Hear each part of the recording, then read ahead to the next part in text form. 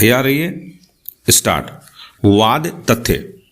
अपीलार्थी गण को भारतीय दंड संहिता की धारा 307 सपटित धारा 148 के अंतर्गत दोष सिद्ध एवं दंडित किया गया था।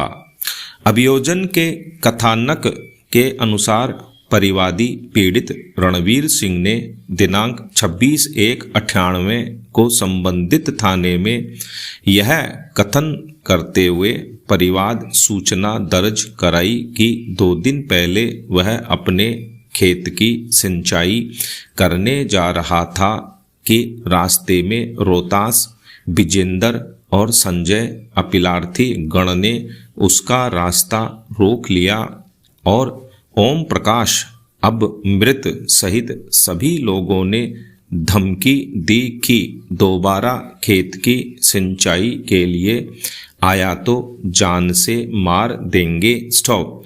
उस दिन पीड़ित अपने घर लौट आया और घटना के तथ्यों से परिवार वालों को अवगत कराया। स्टॉप। अगले दिन दिनांक 24/1/1998 को परिवादी अपने दूसरे खेत पर जा रहा था और वहां भी उपर्युक्त अभियुक्त गण ने उसका रास्ता रोक लिया और कुल्हाड़ी से उस पर हमला कर दिया, जिसके परिणाम स्वरूप उसके हाथ, पैर और सिर में गंभीर चोटें आईं। उसी समय अभियुक्त गण के समर्थन में एक अन्य गुट के हवासिंह वीरेंद्र, बीरो और राजेंद्र भी इस मारपीट में शामिल हो गए। स्टॉप। परिवादी की चीख पुकार सुनकर परिवादी के भाई बलवान, जो बगल के खेत में सिंचाई कर रहा था, घटना स्थल पर दौड़कर आया, जिसने उसे हॉस्पिटल सोनीपत पहुंचाया। स्टॉप। घटना के बाद सभी अभियुक्त गण भाग गए। बाद में परिवादी की स्थिति गंभीर होने पर उसे PGI-MS रोहतक भेज दिया गया और संबंधित पुलिस थाने के प्रभारी ने वहीं पर पीड़ित का बयान दर्ज किया। स्टॉप।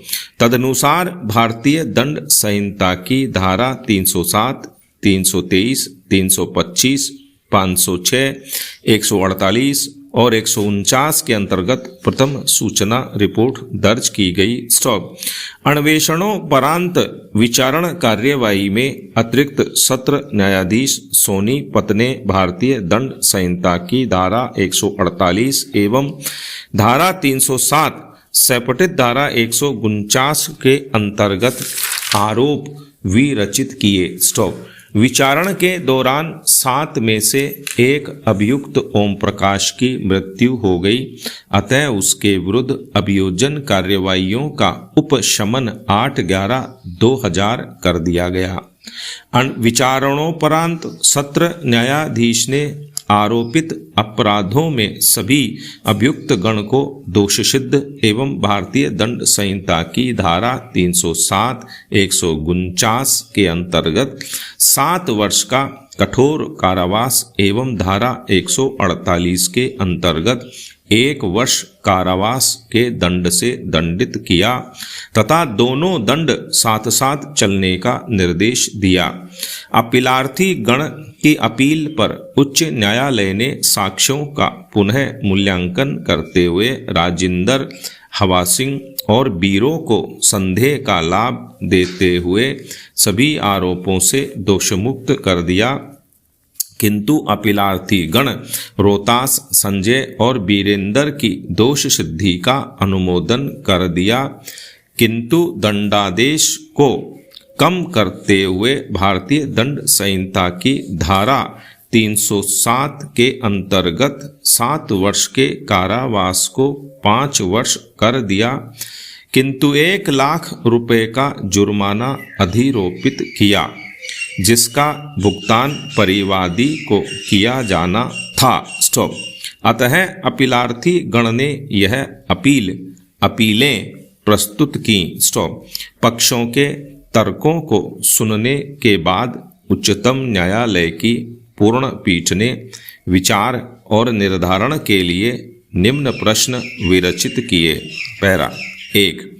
क्या भारतीय दंड संहिता की धारा 149 की सहायता से विरचित किसी आरोप को भारतीय दंड संहिता की धारा 39 के अंतर्गत परिवर्तित किया जा सकता है?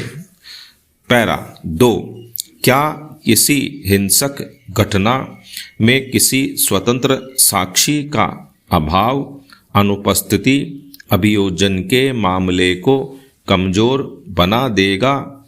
और क्या इस प्रकार की घटनाओं में पीड़ित से घनिष्ठ रूप से संबंधित साक्षियों पर विश्वास व्यक्त किया जा सकता है? पैरा 3।